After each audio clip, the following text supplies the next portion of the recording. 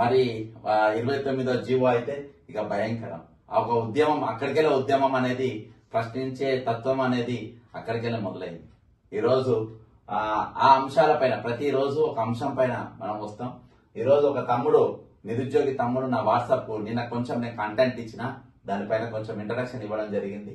కానీ నేను out of station ఇవ్వడం వల్ల ఈరోజు స్క్రీన్ మీద పెట్టి మరి దీన్ని మేము ముందుకు తీసుకురావాలని మరి తమ్ముడు చాలా కష్టపడి తన హృదయ లోతుల్లో నుంచి మరి దీన్ని మరి నాకు మెసేజ్ పంపడం జరిగింది. చాలా మంచి వ్యాసం. అయితే దీనికి గాను మరి ముఖ్యంగా దీనికి కరెక్ట్ విధానంలో దీనిపైన ఎన్నో రోజులుగా నిరుద్యోగుల సమస్యల పైన, అంతేకాకుండా కాంగ్రెస్ పార్టీ అధికారంలో రానికి మరి బస్ యాత్ర చేపించారు రాహుల్ గాంధీ గారు, ప్రియాంక గాంధీ గారు. ఆ బస్ యాత్రలో కూడా పాల్గొని ఊరూరికి పోయి మాకు అన్యాయం జరిగింది, మాకు గత ప్రభుత్వం ఏం చేయలేదు, కాంగ్రెస్ వస్తే మా బతుకులు మారుతాయి, ట్రాన్స్పరెంట్ గా ఎగ్జామ్స్ నడుస్తాయి, అంతేకాకుండా నౌకర్లు వచ్చేదాకా ప్రతి నెల మాకు 4,000 పెన్షన్ ఇస్తారంట, 2 లక్షల పోస్టులు ఖాళీలు ఉన్నాయి అవి కూడా నింపుతానంట అని ప్రియాంక గాంధీ గారు యూత్ డిక్లరేషన్ చెప్పిండ్రు. మాకు మీ బిడ్డలకు నౌకర్లు వస్తాయమ్మా, మీ బిడ్డలకు నౌకర్లు వచ్చేదాకా ప్రతి నెల పెన్షన్ వస్తుందమ్మా అని చెప్పేసి మరి తమ్ముడు జనార్దన్ మరి ఇందులో ముఖ్యమైన పోషించిండు. ఆ బస్సు డొక్కు బస్సులైనా టైం కన్నమున్నా లేకున్నా తిరిగి మరి ప్రచారం చేసిండు. కానీ ప్రభుత్వం వచ్చిన తర్వాత నిరంతరమైన హైకోర్టులో చూడు, సుప్రీంకోర్టులో చూడు, ఎక్కడైనా ధర్నాలైనా ఏవైనా తమ్ముడు నిరుద్యోగాల తరఫున వాళ్ళ వాణియే వినిపిస్తుంది. నేను తమ్ముడిని మా మొట్టమొదటి ప్రోగ్రాం నిరుద్యోగులకే అంకితం కాబట్టి సాధ్యమైనంత మందికి సబ్స్క్రైబ్ చేయండి, సాధ్యమైన షేర్ చేయండి. ఈ సబ్జెక్ట్ ప్రతి ఒక్కరు వినాల్సిన అవసరం ఉంది, ఈ సబ్జెక్ట్ ప్రతి ఒక్కరు తెలుసుకోవాల్సిన అవసరం ఉంది. మరి తమ్ముడు జనార్దన్ కు స్వాగతం తెలియజేసుకుంటున్నా. బక్క జడ్సన్ ఫ్యాక్ట్స్ కు తమ్ముడు నమస్కారం. ఈ రోజు మీరు చేసిన ఉద్యమం, ఈ రోజు కాంగ్రెస్ పార్టీ అధికారంలో ఉన్నాను గానీ మీరు ప్రతిపక్షంగా ఉంది, పెద్ద చేసిన పోరాటం ఏం లేదని అందరికీ తెలుసు. ఈ రోజు బస్ యాత్ర చేసి తమ్ముడు ఊరూరు తిరిగిండు. మరి ముఖ్యంగా ఎస్సీ ఎస్టీ బీసీ ఇలా ఉద్యోగాల లాక్కుంటే 29 జీవో 29 రాజ్యాంగబద్ధమా లేదా రిజర్వేషన్స్ వ్యతిరేకమా ఎవరు తేల్చాలి అనే దానిపైన తమ్ముడు మరి దీనిపైన కొంచెం మీకు మీ ముందుకు తీసుకొని వస్తాడు. తెలంగాణ ప్రజలకు అందరికీ నమస్కారాలు. బక్కా జడ్సన్ ఫ్యాక్ట్స్ వేదికగా మీకు అందరికి నూతన సంవత్సర శుభాకాంక్షలు. బక్కా జడ్సన్ అనే గారికి ఒక ఇంట్రడక్షన్ లేనటువంటి వ్యక్తి. వారు ఏదైతే కాంగ్రెస్ లో ఉన్నప్పుడు ప్రజా దర్బార్ అనేది వాళ్ళ చెవులో వేసి ఎన్నికలలో దీన్ని ముందుకు తీసుకుపోవడం వల్లనే ఆ రోజు ప్రగతి భవన్ కు రావడానికి ఎవరికి అవకాశం లేదు, మేము వస్తే ప్రజా దర్బార్ గా చేస్తామని చెప్పి దాన్ని పక్కన పడేసిర్రు. దానిని కొనసాగించడానికి ఇక్కడ జనతా దర్బార్ అని పెట్టిర్రు. కాబట్టి దీనిని ఉపయోగించుకోండి. బక్కా జడ్సన్ ఫ్యాక్ట్స్ ను మీరు అందరూ ఆదరించి దాన్ని సబ్స్క్రైబ్ చేసుకొని షేర్ చేయండి. ఈ వేదికగా ప్రజా సమస్యలను యావత్ తెలంగాణ 2 రాష్ట్రాలలోకి తీసుకెళ్లండి. ఈ పార్టీకి నేషనల్ ప్రెసిడెంట్ గా ఉన్నటువంటి వాళ్ళైనా, ఈ పార్టీకి అంటే ఇప్పుడు అధికారంలో ఉన్నటువంటి కాంగ్రెస్ కు పెద్ద దిక్కని చెప్పుకుంటున్నటువంటి గాంధీల కుటుంబానికి ఈ అంశాలన్నీ పోయేటట్టు చూడమని మిమ్మల్ని అందరినీ కోరుకోవడం జరుగుతుంది. ఇక అంశాలు ఈ 29 జీవో గురించి ఈ రోజు మాట్లాడదాం. ఈ 29 జీవో అనేటటువంటిది ఒక దుర్మార్గమైనటువంటి జీవో. ఈ జీవో ఎందాక పోయిందంటే ఇదే రూమ్ లో ఇక్కడే ఈ జీవో రద్దు కాకుంటే నేను చావైనా చస్తాను అని చెప్పేసి జడ్సన్ అన్న 29 జీవో రద్దు గురించి ఇక్కడ ఆమరణ నిరాహార దీక్ష చేయడం కూడా జరిగింది. ఆ రోజు వీరిని ఇక 10 రోజుల తర్వాత హాస్పిటల్ తీసుకుపోయి కూడా ఇక్కడ ఆంధ్ర మహిళా సభ హాస్పిటల్ నుంచి నిమ్స్ కి తీసుకెళ్లి అక్కడ వారికి కనీసం బెడ్ ఇవ్వకుండా ఎంత ఇబ్బంది పెట్టారు అవన్నీ చూసిర్రు. ఒక ప్రాణాన్ని బలి అనేంత పరిస్థితికి పోయినటువంటి ఈ జీవో గురించి మాట్లాడదాం. దీంట్లో ఒక 4-5 హెడ్స్ కింద మనం ఇంతకుముందు మన మిత్రులందరూ రాసిర్రు. ఒకటి అసలు ఈ జీవో 55 వర్సెస్ 29 ఏంటిది అనేది, జీవో 55 ఏం చెప్తుంది, జీవో 29 ఏం చెప్తుంది, ఇట్లా ఒక మనకు 4 హెడ్స్ కింద ఈ జీవో 29 తో బీసీలకి 0 రిజర్వేషన్ అని, తర్వాత అనేక అనుమానాలకు ఆజ్యం పోసిన టీజీపీఎస్సీ, ఇట్లా నవ్వులాటగా న్యాయస్థానంలో గ్రూప్ 1 కేసులు, ఈ 4 హెడ్స్ కింద పెట్టడం జరిగింది. ముందుగా ఈ 29 జీవో గురించి ఈ రోజు ఒకటే అంటే అసలు ఏంటి ఈ జీవో 29, ఎందుకు ఎస్సీ ఎస్టీ బీసీ వంటి బలహీన వర్గాలు తమ జీవన్మరణ సమస్యగా భావించి రోడ్డు మీదకి వచ్చి ప్రభుత్వం పైన పోరాడుతున్నారు. ఈ జీవో 29 ఎలా బలహీన వర్గాల ఉద్యోగాలను లాక్కుంటుంది, జీవోలో ఏముంది, ఎవరి కోసం ప్రభుత్వం ఈ జీవో తెచ్చింది, ఈ జీవోని ప్రభుత్వం ఎందుకు గోప్యంగా ఉంచుతుంది, ఒక పరీక్ష ఒక జీవితం అని తెలిసి కూడా పరీక్షకు పోయే రోజు కూడా ప్రాణం పెట్టి చదివే నిరుద్యోగులు తమ ప్రాణాలను లెక్క చేయకుండా ఎందుకు పోరాడుతున్నారు? ప్రభుత్వం ఎందుకు క్రూరంగా అణచివేయాలని చూస్తుంది? ప్రభుత్వాలు ఉన్నదే బలహీన వర్గాల కోసమే కదా. అయినా ఎందుకు ఇంత తీవ్రమైన సమస్యపై వినడానికి, చర్చించడానికి, మాట్లాడడానికి సిద్ధంగా లేదు? అంటేనే ఏదో జరుగుతుందని అర్థం. అసలు ఎవరి ప్రయోజనాల కోసం ఈ జీవో తెచ్చారు? ఇంత సున్నితమైన రిజర్వేషన్స్ అంశంపై ప్రభుత్వం మొండిగా వెళ్లాల్సిన అవసరం ఏముంది?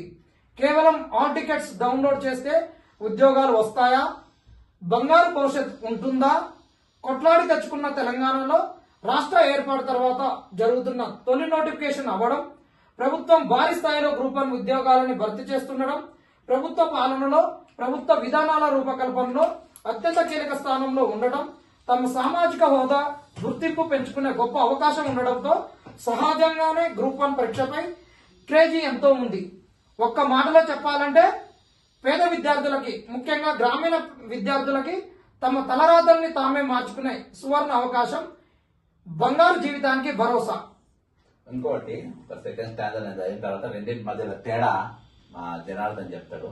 GO 55 versus GO 29. తెలంగాణలో 90% పైగా ఎస్సీ ఎస్టీ బీసీలే ఉన్నారు.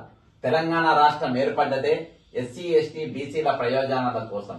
అట్టడుగు వర్గాలకి అందని ద్రాక్షగా ఉన్న గ్రూప్ 1 ఉద్యోగం అనేది కేవలం సంపన్నుల ఉద్యోగం అనే ఆనవాయితీ ఉండేది. అయితే అప్పటి ప్రభుత్వం జీవో 55 ద్వారా బలహీన వర్గాలకు రాజ్యాంగం కల్పించిన రిజర్వేషన్ల ద్వారా గ్రూప్ 1 ఉద్యోగం పేదలకు చేరాలని, అది వారి హక్కుగా ప్రభుత్వం గుర్తించి సాహసపేతంగా జీవో 55 తీసుకువచ్చి చరిత్ర సృష్టించింది. పేదల నుండి వెలివేసిన కలల గ్రూప్ 1 ఉద్యోగం ఇక వారిదేనా అనే నమ్మకాన్ని జీవో 55 అందించింది.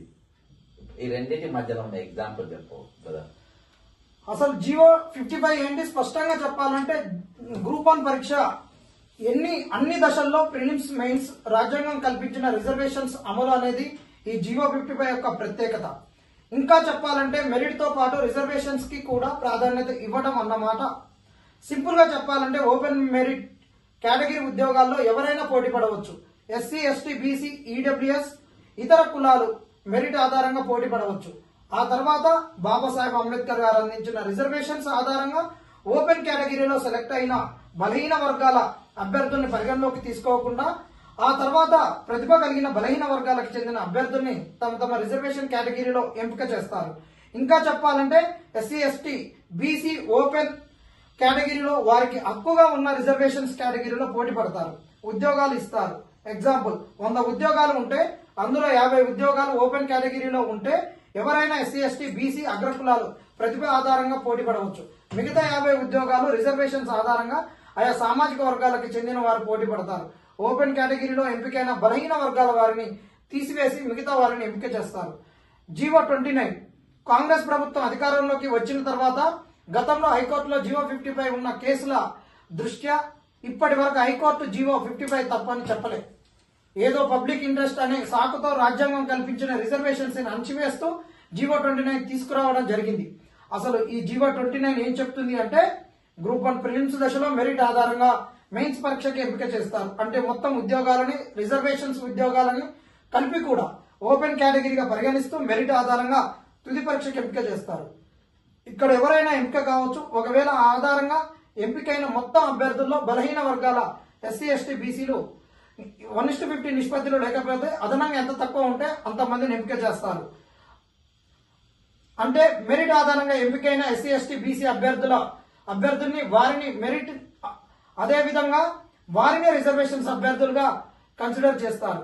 ఒకవేళ మొత్తం మెరిట్ అభ్యర్థుల్లో ఎస్సీ, ఎస్టీ, బీసీలు 1:50 నిష్పత్తిలో సరిపడగా ఉంటే తర్వాత వారి యొక్క రిజర్వేషన్స్ అనేది వారికి ఉండదు. ఎగ్జాంపుల్ ఇక ఇవన్నీ ఏంటంటే ఇట్లా రాశారు. నేను దీని నుంచి ఫస్ట్ నుంచి కొట్లాడుతున్నా కాబట్టి నేను మీకు అందరికి అర్థమయ్యే విధంగా చెప్తాను. ఎందుకంటే ఈ సబ్జెక్ట్ పైన నాకు కమాండింగ్ ఉంది కాబట్టి. ఏంటి అంటే అసలు ఇంకో చాలా మంది లేవనెత్తుతున్నటువంటి అంశం కూడా ఈ రోజు మీకు నోటిఫికేషన్ ఉన్న ఒక అంశాన్ని కూడా మేము ముందుకు తీసుకొస్తాం. అసలు ఈ జీవో 29 అనేటటువంటిది జీవో 55 కి మధ్యలో ఉన్నటువంటి తేడాను అభ్యర్థి, ఎందుకంటే ఇక్కడ నిరుద్యోగుల కంటే నిత్యం దాని గురించి కొట్లాడుతున్నారు, చేస్తున్నారు కాబట్టి తెలుసు.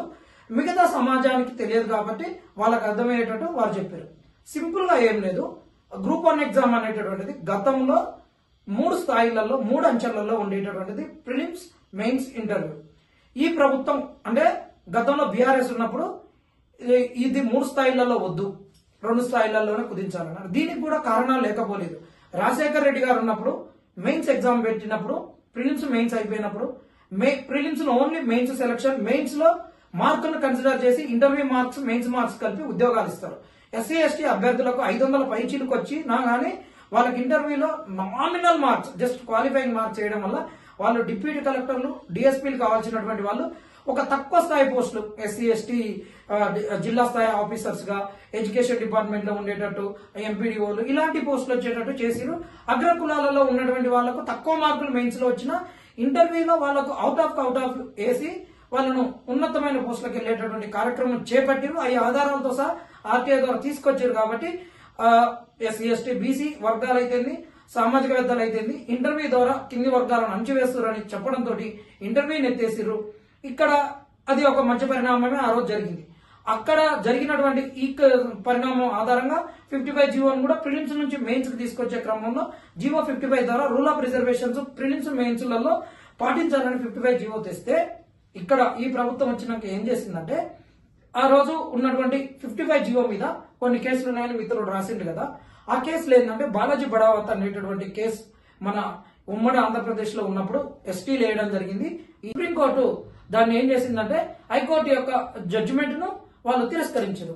ఎందుకు తిరస్కరించారు అంటే ఆడొక్కటే టెక్నికల్ గా మీరు అడిగింది న్యాయమే, కానీ ఆ రోజు జీవో 570 ప్రకారం ఇచ్చేది మీరు ఈ 1:50 తీయడం అనేటువంటి జీవో 570 ప్రకారం మీరు 570 ఛాలెంజ్ చేయలేదు కాబట్టి మేము దీన్ని సపరేట్ కట్ ఆఫ్ మార్క్స్ ఇవ్వాలి అని చెప్పలేమని ఆ రోజు సుప్రీంకోర్టు చెప్పింది. దానిని అడ్డు పెట్టుకుని జీవో 55 మీద కొంతమంది మిత్రులు కేసు వేసారు. ఆ కేసును సాగ్గా పెట్టుకుని వీళ్ళు జీవో 55 రద్దు చేసి 29 కావాలని అడిగారు. ఈ 29 అనేటటువంటిది ప్రిలిమ్స్ నుంచి మెయిన్స్ సెలెక్ట్ చేసేటటువంటి క్రమంలో ఆ ఎంపికను చెప్పేటటువంటి జీవో 29 జీవో. ఇక్కడ మొత్తం సెలక్షన్ అనేది ప్రిలిమ్స్ నుంచి మెయిన్స్ కు మొత్తం ఓపెన్ మెరిట్ లిస్ట్ ఉంటుంది. ఈ ఓపెన్ మెరిట్ లిస్ట్ ఉండడం వల్ల ఇందులో ఎస్సీ ఎస్టీ బీసీలు అయినా ఈడబ్ల్యూఎస్ వాళ్ళైనా ఇంకా మైనార్టీలు అయినా వాళ్ళు తక్కువ ఉంటే వాళ్ళను కింది నుంచి తీసుకో. తక్కువ అంటే ఎట్లా, దేని నుంచి తక్కువ చూసుకుంటారు అంటే వాళ్ళకు ఉన్నటువంటి రిజర్వేషన్ ఉన్నటువంటి పోస్టులకు 1:50 కలిపితే అక్కడ ఎవరైతే తక్కువ వస్తారో వాళ్ళని తీసుకుంటున్నారు. ఓపెన్ మెరిట్ లిస్ట్ లో ఒక ఎస్సీ పోస్టులు ఒక 10 ఉంటే వాళ్ళని 1:50 ప్రకారం 500 తీసుకోవాలి. ఓపెన్ మెరిట్ లో 400 ఉంటే ఇంకా 400 తక్కువ ఉన్నారు కాబట్టి వాళ్ళు కింద నుంచి తీసుకుంటా ఉన్నారు. ఇది అనేటటువంటిది ఇబ్బంది అని చెప్పడం జరిగింది. దీని గురించి కోర్టులో వీళ్ళు చాలా వితండవాదాలు చేయడము, తప్పుడు సమాచారం ఇవ్వడము అవన్నీ చేయడం జరిగింది. ఈ కోర్టులు కూడా మాకు ఏ విధంగా అన్యాయం చేసింది అనేటటువంటిది ఇప్పుడు ఈ రోజు ముఖ్యమంత్రి గారు మాట్లాడినటువంటి వీడియోను మీకు ప్లే చేసి దాని గురించి ఇక్కడ మీకు చెప్తాం. వాళ్ళు ఏ రకంగా వాళ్ళు చేసిరు అనేటటువంటిది ఈ రోజు ఇది అసలు ఉన్నటువంటిది ఈ రోజు కిట్కో. ఇక్కడ చూడండి ముఖ్యమంత్రి గారు ఏం మాట్లాడతారు. ప్రశ్నించలేదు. మనం ప్రిలిమ్స్ ఎగ్జామ్స్ కండక్ట్ చేసినప్పుడు ప్రశ్నించలేదు. ఎప్పుడైతే మనం ఈ పోటీ పరీక్షలు నిర్వహించి 563 నియామకాలు చేపట్టమని ప్రతిపక్షానికి ప్రధానంగా నమ్మకం వచ్చిందో లీగల్ లిటిగేషన్స్ మొదలుపెట్టారు. కొంతమంది విద్యార్థులను రెచ్చగొట్టి వీధుల్లోకి తీసుకొచ్చే ప్రయత్నం చేసి ఏదో ఒక రకంగా గ్రూప్ 1 పరీక్షలను అడ్డుకొని నియామకాలు చేపట్టకుండా కాలయాపన చేయాలన్న ఆలోచనతో కుట్ర చేస్తే కూడా ఆ కుట్రలన్నిటిని తిప్పుకొట్టి న్యాయస్థానంలో ప్రభుత్వం తీసుకున్న నిర్ణయాలు అన్ని సక్రమమే, సరైనవే, ప్రభుత్వం నియామకాలు చేపట్టవచ్చు అని చెప్పి హైకోర్టు నుంచి సుప్రీంకోర్టు వరకు ప్రభుత్వానికి న్యాయస్థానాలు అండగా నిలబడి ఈ రోజు గ్రూప్ 1 పరీక్షల్ని కూడా పూర్తి చేసుకొని మార్చి 31 లోపల 563 మంది గ్రూప్ 1 ఉద్యోగస్తులను తెలంగాణ రాష్ట్రంలో నియామకాలు చేపట్టబోతున్నాము. ఇది ఒక గొప్ప విజయము తెలంగాణ రాష్ట్రంలో ఈ సంవత్సర పరిపాలనలో అని చెప్పి ఈ సందర్భం మనం జీవోలు ఇచ్చినప్పుడు ఎవరు ఇది ఒక గొప్ప విజయం అని చెప్పడం జరిగింది. కోర్టులో మాకు అండగా నిలిచినాయని చెప్పారు. ఇంకొకటి ఫస్ట్ లో మాట్లాడినటువంటిది మేము నోటిఫికేషన్ ఇచ్చినప్పుడు ఎవరు మాట్లాడలేదు, జీవో ఇచ్చినప్పుడు ఎవరు మాట్లాడలేదు. మేము పరీక్షలు పెట్టి మేము శరవేగంగా శతాబ్ది ఎక్స్ప్రెస్ లెక్క ఉరుకుతుంటే మా ప్రభుత్వం మా కాళ్ళలో కట్టబెట్టి ఆపాలని చూసిర్రు అని అంటున్నారు. ఇంకా మీకు సూటిగా ప్రశ్నలు ఇస్తున్నాం. జీవో 29 అనేటటువంటి దాన్ని ఎప్పుడు తీసుకొచ్చారు? ఈ జీవో 29 ప్రిలిమ్స్ నుంచి మెయిన్ సెలక్షన్ విధానాన్ని చెప్పుద్ది. మీరు ఫిబ్రవరి 8వ తారీఖు 2024 తీసుకొచ్చారు. 8వ తారీఖు ఫిబ్రవరి 8వ తారీఖు జీవోని తీసుకొచ్చి ఫిబ్రవరి 19వ తారీఖు నాడు గ్రూప్ 1 నోటిఫికేషన్ ఇచ్చారు. ఆ రోజు మీరు ఏం చెప్పారంటే గతంలో ఉన్నటువంటి 22లో ఇచ్చినటువంటి నోటిఫికేషన్ మీరు రద్దు చేయడం జరిగింది. ఆ రద్దు చేసి కొత్త నోటిఫికేషన్ ఇచ్చారు. మరి ఫిబ్రవరి 8వ తారీఖు జీవో వస్తే మీరు ఆ జీవోని జూలై వరకు ఎందుకు తీసుకురాలేదు? బయట పబ్లిక్ డొమైన్ లో ఎందుకు పెట్టలేదు? ఎవరు అడగలేదు అన్నారు కదా, మరి ఆ జీవోని మీరు పబ్లిక్ డొమైన్ ఎందుకు పెట్టలేదు? వీన్ కేసు వేసినప్పుడు అక్కడ జడ్జిమెంట్ లో మొన్న డివిజనల్ బెంచ్ లో జడ్జిమెంట్ వచ్చినప్పుడు ఆ జడ్జిమెంట్ లో వాళ్ళు రాసినప్పుడు వాళ్ళు ఏం చెప్పారు? వీళ్ళు మాకు కనీసము జీవోని పబ్లిక్ డొమైన్ లో పెట్టలేదని చెప్తున్నారు. ఆ జీవో పబ్లిక్ డొమైన్ లో పెట్టలేదనేటువంటి అంశాన్ని వాళ్ళు చెప్పడానికి ముందు ఏదైతే చెప్పారో దానికి కనీసం ఒక ఆధారాన్ని కూడా స్క్రీన్ షాట్ కూడా మాకు అప్పుడు అప్లోడ్ చేసిరని పెట్టలేదు అని చెప్పారు. వాస్తవానికి అభ్యర్థులు దాన్ని ఎప్పుడు అప్లోడ్ చేసిరో దాన్ని స్క్రీన్ షాట్ తో కూడా పెట్టిర్రు. మరి మీరు ఆ జీవోని ఎందుకు అప్లోడ్ చేయలేదని అడుగుతున్నాం. మీరు అప్లోడ్ చేయలేదు, మీరు భయానికి జీవోని పెట్టకుండా గతంలో ఉంచినటువంటి ఇప్పుడు అట్లా ఉంచినటువంటి వారు గతంలో మీరు కూడా చాలా జీవోలు లేవని పై బీఆర్ఎస్ ప్రభుత్వం బయట పెట్టట్లేదని కోర్టులో కేసు వేసినప్పుడు ఆ రోజు జీవోలను కొన్ని కాన్ఫిడెన్షియల్ కొన్ని నాన్ కాన్ఫిడెన్షియల్ జీవోలుగా క్లాసిఫై చేసి ఆ జీవోలను పబ్లిక్ డొమైన్ లో పెట్టాలన్నారు. పెట్టాలని చెప్పినప్పుడు మీరేగా కోర్టులే కొట్లాడింది చేసింది. మరి ఈ 29 జీవో అంత కాన్ఫిడెన్షియల్ ఏముంది? కాన్ఫిడెన్షియల్ జీవోనా ఎందుకు పబ్లిక్ డొమైన్ లో పెట్టలేదని మిమ్మల్ని సూటిగా అడుగుతున్నాం. ఇంకొకటి, మీరు కోర్టులు మాకు అండగా ఉన్నాయని చెప్తున్నారు. మరి కోర్టులు చాలా మేము చేసినటువంటి 29 జీవో చాలా సక్రమము, మీరు వెళ్ళండి అని కోర్టు మాకు అండగా నిలిచింది. ఈ దగులుబాసి ఎదవలే మా ప్రభుత్వాన్ని విమర్శిస్తున్నారని మీరు మాట్లాడినటువంటి మాటల సారాంశం కదా. మేము అడుగుతున్నాం, మరి ఈ 29 జీవో రాజ్యాంగ విరుద్ధం కాదు, ఇది రాజ్యాంగ మౌలిక సూత్రాలకు అనుగుణంగానే ఉందని మీరు ఈ సుజయపాల్ గారు ఇచ్చినటువంటి జడ్జిమెంట్ లో 28 పేజీల జడ్జిమెంట్ లో ఎక్కడైనా ప్రస్తావించారా? అక్కడ వాళ్ళు ప్రస్తావించింది ఏంది? ఆలస్యంగా వచ్చిరని ప్రస్తావించారు. ఆలస్యంగా వచ్చిరనే చెప్పారు. ఈ ఆలస్యంతో అన్యాయమైనటువంటి జీవో న్యాయం అవుతుందా? మీరే చెప్పండి. మరి ముఖ్యమంత్రి గారు మీరే చెప్పాలి. మరి లేట్ అవ్వడానికి ఏం కారణాలు? ఏమన్నా మేము గ్రూప్ 1 చదువుకుంటున్నామా, లేకుంటే మేము LLB చేసి జూనియర్ సివిల్ జడ్జికి ప్రిపేర్ అవుతున్నామా, లేకుంటే మేము అక్కడ ఉన్నటువంటి ఏజీలుగా అసిస్టెంట్ ఏజీలుగా ఉండి వాటికి రాజీనామా చేసి వచ్చి గ్రూప్ 1 గురించి ప్రిపేర్ అవుతున్నామా? మాకు ఏ విధంగా ఇది ఎమ్మటే కేసులు నిలుస్తాయని తెలిసి మళ్ళీ ఎమ్మటే మాకు తెలిసిన వెంటనే డబ్బులు తీసుకొని పోయి కోర్టులో వేయడం అనేది ఉంటుంది? అది చేయలేము. అది చేసినా చేయకపోయినా ఇది అన్యాయం అనేటటువంటిది ఎప్పుడు పోయినా గానీ అన్యాయాన్ని కోర్టు అనేటటువంటిది ఇది అన్యాయం అని తేల్చి న్యాయం వైపు కోర్టు నిలబడాలి. మరి కోర్టు చెప్పిందా? నువ్వు చెప్పు. నీకు జడ్జిమెంట్ కాపీ పంపిస్తా, జడ్జిమెంట్ కాపీని చదువుతూ చెప్పు. కోర్టులు నాకు అండగా నిలిచినాయి, కోర్టులు అండగా నిలిచినాయి ప్రభుత్వానికి అంటున్నారు. మేము ఎప్పుడు కోర్టులు మాకు అన్యాయం చేసిందని మరి మేము చెప్పలేదు. ఇప్పుడు మేము చెప్తాం, బరాబర్ చెప్తాం.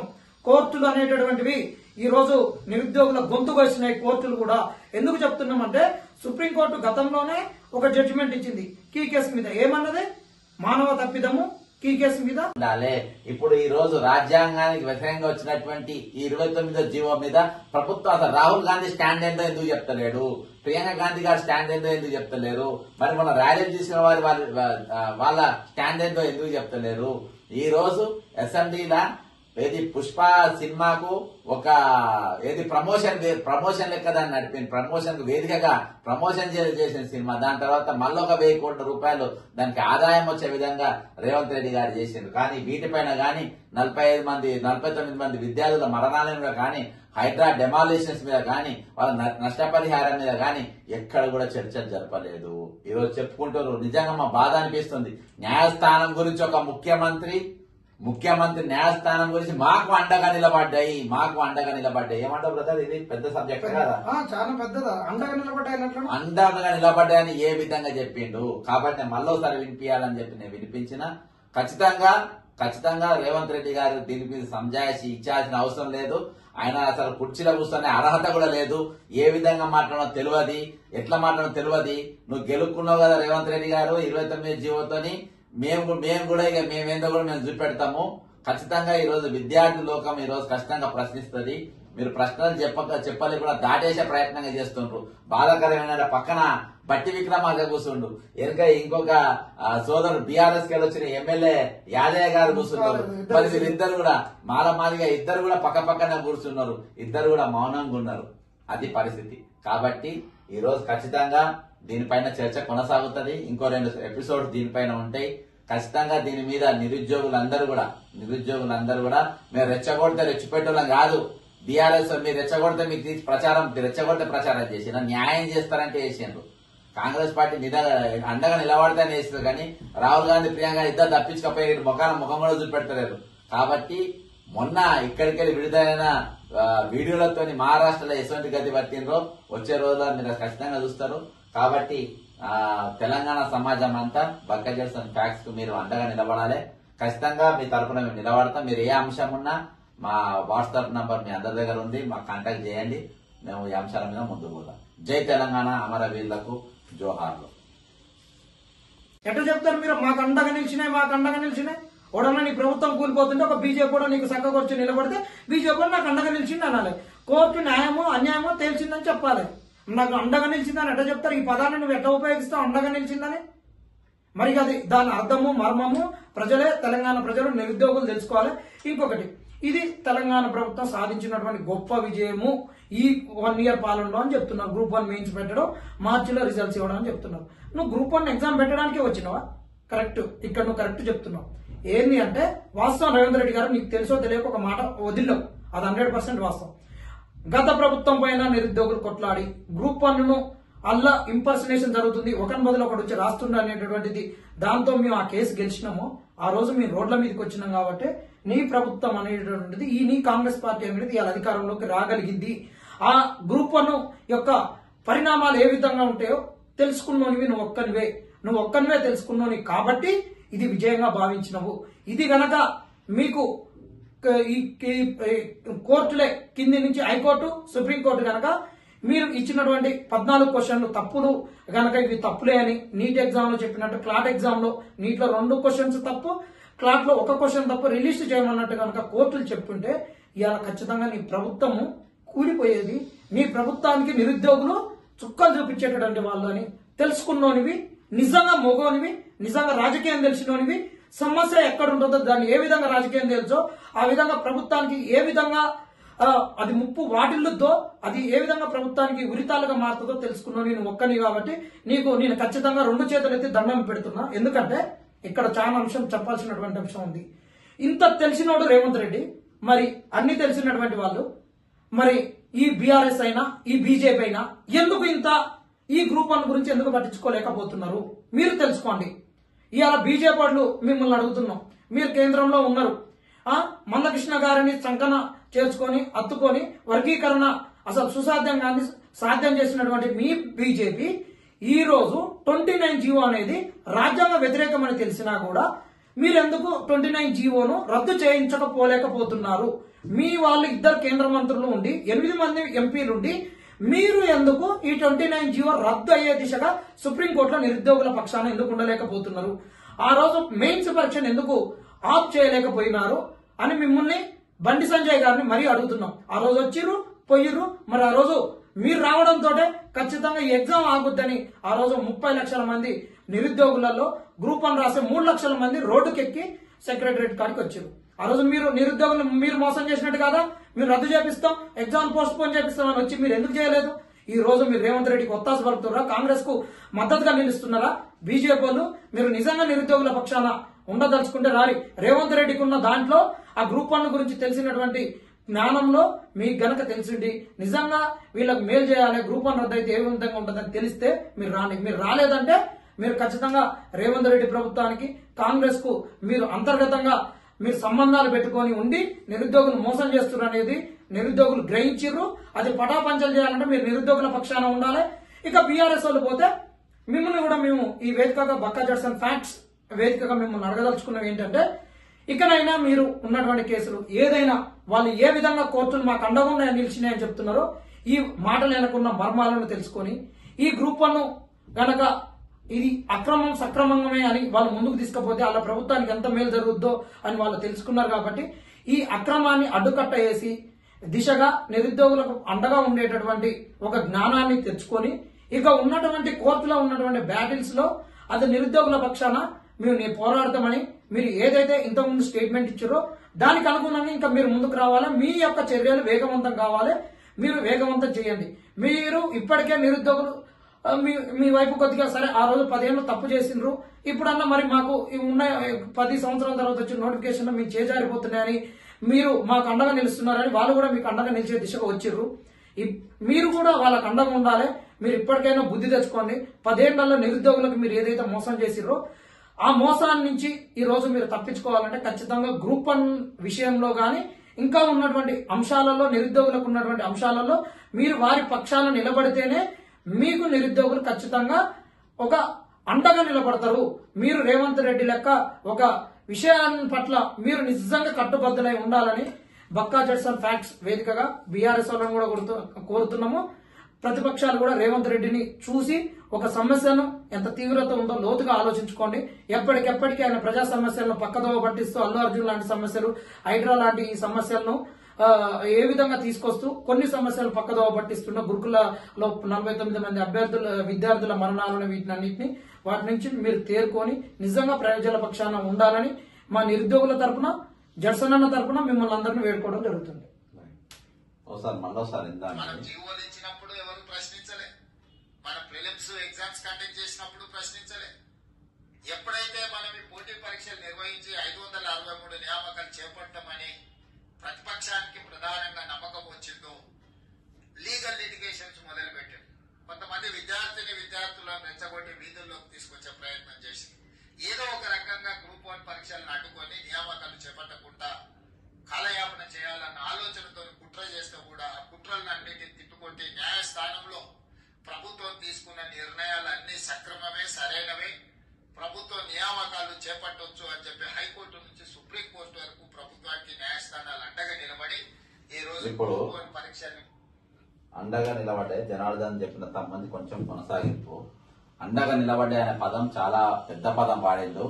కాబట్టి న్యాయ కోవిదులు దీని మీద చర్చ జరపాలి. న్యాయ కోవిదులు మరి దీని యొక్క అది ఆంతర్యం ఏందనేది మీరే తెలియజేయాలి. ఎందుకంటే కోర్టుల గురించి మేము బయట మాట్లాడే పరిస్థితి, కానీ బాధాపు ఒక ముఖ్యమంత్రి రోడ్డు పైన కోర్టు మాకు అండగా నిలబడ్డాయి, దీని టైటిల్ ఇవ్వాలి, అదే ఉంటది. కోర్టు మాకు అండగా నిలబడ్డాయి అనే దానిపైన ఖచ్చితంగా ముఖ్యమంత్రి గారు దీని మీద సంజాయిషి ఇచ్చి తీరాల్సిందే. మీరు మన రాష్ట్రపతి గారికి నేను ఇచ్చిన ఇక్కడ ప్రభుత్వాన్ని సస్పెండ్ చేయాలి, పనికిరాడు అన్న దానికి ఇదొక ఉదాహరణ. ఎందుకంటే ఈయన చంద్రబాబు నాయుడు గారి శిష్యుడు కాబట్టి ఈ రోజు అంత హేళనగా మాట్లాడుతుండు. ఈ రోజు 29వ జీవో ఏదైతే ఉండాలి, ఇప్పుడు ఈ రోజు రాజ్యాంగానికి వ్యతిరేకంగా వచ్చినటువంటి ఈ 29వ జీవో మీద ప్రభుత్వం అసలు రాహుల్ గాంధీ స్టాండ్ ఏందో ఎందుకు చెప్తలేడు, ప్రియాంక గాంధీ గారి స్టాండ్ ఏందో ఎందుకు చెప్తలేరు, మరి మన ర్యాలీలు తీసిన వాళ్ళ స్టాండ్ ఏందో ఎందుకు చెప్తలేరు. ఈ రోజు అసెంబ్లీలా ఏది పుష్ప సినిమాకు ఒక ఏది ప్రమోషన్ లెక్క దాన్ని నడిపింది, ప్రమోషన్ వేదికగా ప్రమోషన్ చేసిన సినిమా. దాని తర్వాత మళ్ళీ ఒక 1000 కోట్ల రూపాయలు దానికి ఆదాయం వచ్చే విధంగా రేవంత్ రెడ్డి గారు చేసిండ్రు. కానీ వీటిపైన గాని 49 మంది విద్యార్థుల మరణాల మీద కానీ, హైడ్రా డెమాలిషన్స్ మీద కానీ, వాళ్ళ నష్టపరిహారం మీద కానీ ఎక్కడ కూడా చర్చలు జరపలేదు. ఈరోజు చెప్పుకుంటారు. నిజంగా మా బాధ అనిపిస్తుంది. న్యాయస్థానం గురించి ఒక ముఖ్యమంత్రి న్యాయస్థానం గురించి మాకు అండగా నిలబడ్డాయి ఏమంటారు బ్రదర్? ఇది పెద్ద సబ్జెక్ట్ కదా, చాలా పెద్దదా. అండగా నిలబడ్డాయని ఏ విధంగా చెప్పిండు. కాబట్టి మళ్ళోసారి వినిపించాలని చెప్పి నేను వినిపించిన ఖచ్చితంగా రేవంత్ రెడ్డి గారు దీని మీద సంజాయిషి ఇచ్చాల్సిన అవసరం లేదు. ఆయన అసలు కుర్చీలో కూర్చొనే అర్హత కూడా లేదు. ఏ విధంగా మాట్లాడడం తెలియదు, ఎట్లా మాట్లాడడం తెలియదు. నువ్వు గెలుక్కున్నావు కదా రేవంత్ రెడ్డి గారు 29 జీవోతోని. మేము కూడా ఇక మేమేందో కూడా మేము చూపెడతాము. ఖచ్చితంగా ఈ రోజు విద్యార్థి లోకం ఈ రోజు ఖచ్చితంగా ప్రశ్నిస్తుంది. మీరు ప్రశ్నలు చెప్పాలి కూడా దాటేసే ప్రయత్నంగా చేస్తుండ్రు. బాధాకరమైన పక్కన బట్టి విక్రమార్క కూర్చుండు, వెనుక ఇంకొక సోదరుడు బీఆర్ఎస్ కి వచ్చిన ఎమ్మెల్యే యాదయ్య గారు కూర్చున్నారు. మరి వీరిద్దరు కూడా మాలమాదిగా ఇద్దరు కూడా పక్కనే కూర్చున్నారు, ఇద్దరు కూడా మౌనంగా ఉన్నారు. అది పరిస్థితి. కాబట్టి ఈ రోజు ఖచ్చితంగా దీనిపైన చర్చ కొనసాగుతుంది. ఇంకో 2 ఎపిసోడ్స్ దీనిపైన ఉంటాయి. ఖచ్చితంగా దీని మీద నిరుద్యోగులందరూ కూడా మేము రెచ్చగొడితే రెచ్చిపెట్టడం కాదు. బీఆర్ఎస్ మీరు రెచ్చగొడితే మీకు తీసి రెచ్చగొడితే ప్రచారం చేసిన న్యాయం చేస్తారంటే చేసిండ్రు. కాంగ్రెస్ పార్టీ అండగా నిలబడతానే వేస్తారు కానీ రాహుల్ గాంధీ ప్రియాంక ఇద్దరు తప్పించకపోయి ముఖం కూడా చూపెడతలేరు. కాబట్టి మొన్న ఇక్కడికి వెళ్ళి విడుదలైన వీడియోలతో మహారాష్ట్రలో ఎటువంటి గతి పట్టినరో వచ్చే రోజుల్లో మీరు ఖచ్చితంగా చూస్తారు. కాబట్టి తెలంగాణ సమాజం అంతా బక్క జడ్సన్ ఫ్యాక్ట్స్ కు మీరు అండగా నిలబడాలి. ఖచ్చితంగా మీ తరఫున మేము నిలబడతాం. మీరు ఏ అంశం ఉన్నా మా వాట్సాప్ నంబర్ మీ అందరి దగ్గర ఉంది, మాకు కాంటాక్ట్ చేయండి. మేము ఈ అంశాల మీద ముందుకు పోదాం. జై తెలంగాణ, అమరవీరులకు జోహార్లు.